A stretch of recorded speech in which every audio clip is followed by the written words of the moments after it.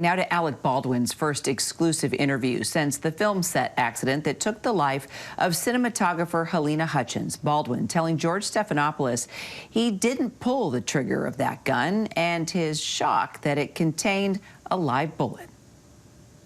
I'm handed a gun and someone declares, they said, this is a cold gun. In my years on the sets of film, hot gun meant that there was a charge in there and cold gun meant there was nothing in there.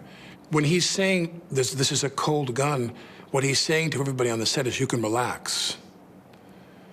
The gun is empty. That's what cold gun means. Well, cold gun means there's no charge in there. There could be dummy rounds. A dummy round looks like a real bullet, but is completely inert. It contains no explosive charge. And you were rehearsing that scene. Was it an actual rehearsal? There's some disagreement about that, whether it was a formal rehearsal at that time. This is a marking rehearsal. She's got a monitor here. The camera is here filming that way. She's guiding me through how she wants me to hold the gun for this angle. And I draw the gun out, and I find a mark. I draw the gun out, I find a cut.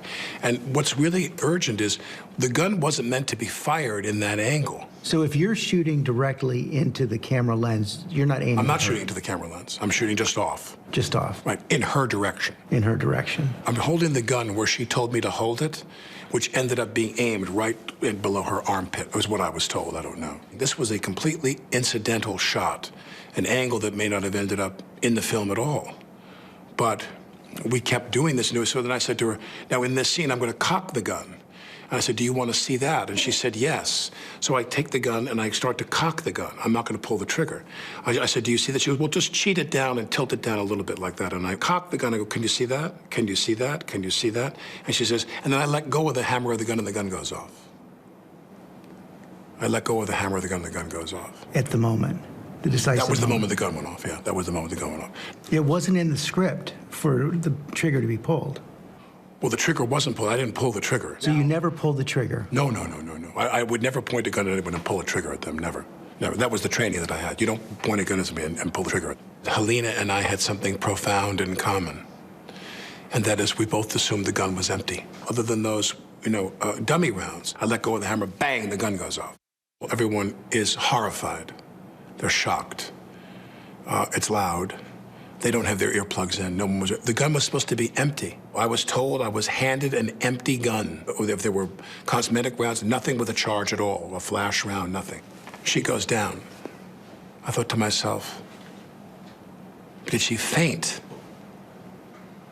The notion that there was a live round in that gun did not dawn on me till probably 45 minutes to an hour later. 45 minutes to an hour? Well, she's laying there and I go, did she hit it by wadding? Was there a blank? Sometimes those blank rounds have a wadding inside that packs. It's like a cloth that packs the gunpowder, and sometimes wadding comes out and can hit people and it can feel like a little bit of a poke.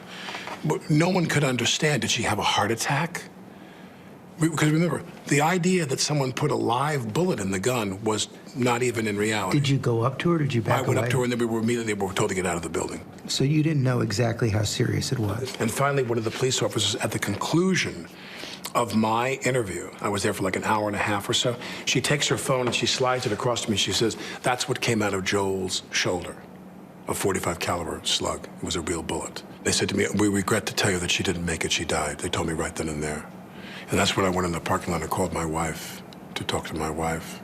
Director Joel Souza is also wounded. His shoulder hit by the same bullet that traveled through Halyna. She was someone who was loved by everyone who worked with and liked by everyone who worked with and admired.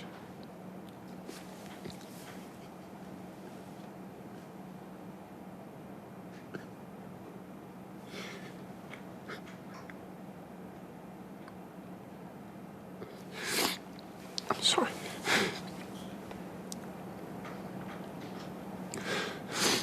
But admired by everybody who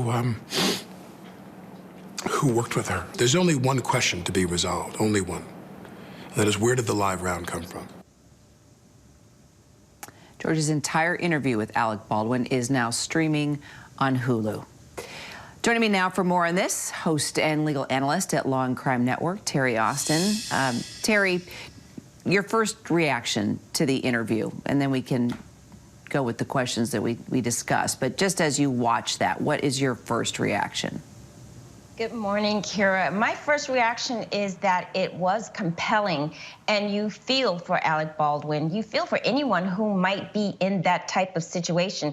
Literally, when you listen to him, you compare yourself to the problems that you may have and think, oh my gosh, if you accidentally killed someone, what would you be feeling? How would you be thinking? So that was my initial reaction, thinking, my gosh, you are suffering because this was a horrible, horrible tragedy.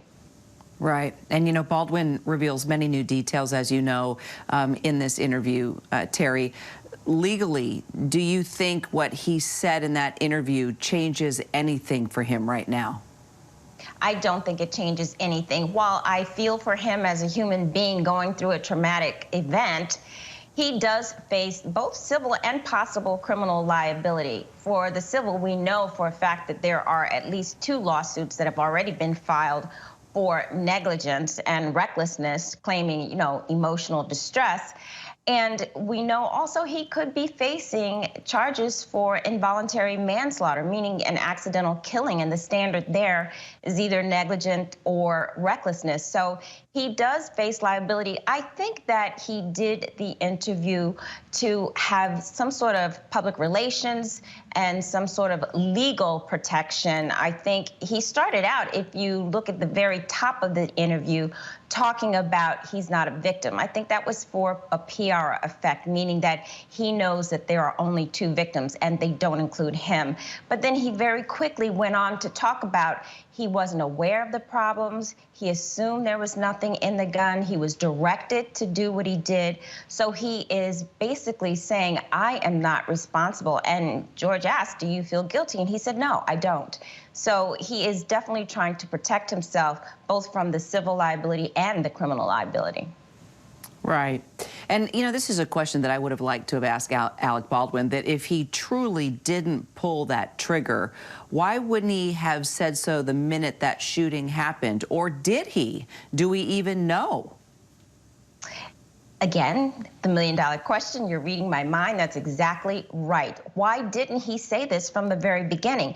It lets you know that he is planning. He's talking to his lawyers. They're helping him to set the stage here. And one of the things he's saying is, I didn't pull the trigger. I only cocked the gun and it went off by itself. From a forensic standpoint, they're going to have to determine if that was possible.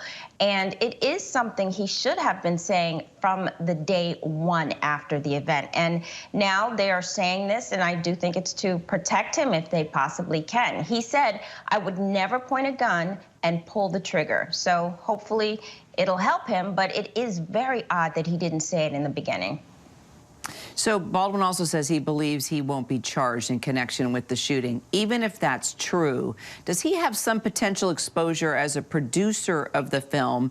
And did we hear him explain that his role as a producer is more creative, helping choose the cast rather than the crew? You picked out the spot that he was saying, listen, as a producer, as a creative producer, I'm not the type of producer who is involved in making decisions. And so basically he's trying to say, I'm not responsible. And that's exactly right. He's saying he's just the creative. They'll come to him and tell him who was hired, but he basically is not making any of those types of decisions. He's just designing as an actor how he thinks it should go, based as, you know, a creative producer there. So you're right. He's absolving himself even from the civil liability, which is something he would have as a producer. I don't think it's going to help. I think they're going to know he is making some decisions on that set.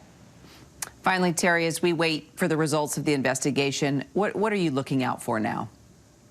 The thing I really want to know is how those bullets got on the set, and I think everyone is trying to determine that. And we heard that the authorities are trying to determine how these other bullets, because they found live ammo on the set. So they want to know the same thing. Our Terri Austin, always great talking through these things with you. Appreciate your expertise so much. Thank you, Kira. Hi everyone, George Stephanopoulos here. Thanks for checking out the ABC News YouTube channel. If you'd like to get more videos, show highlights, and watch live event coverage, click on the right over here to subscribe to our channel, and don't forget to download the ABC News app for breaking news alerts. Thanks for watching.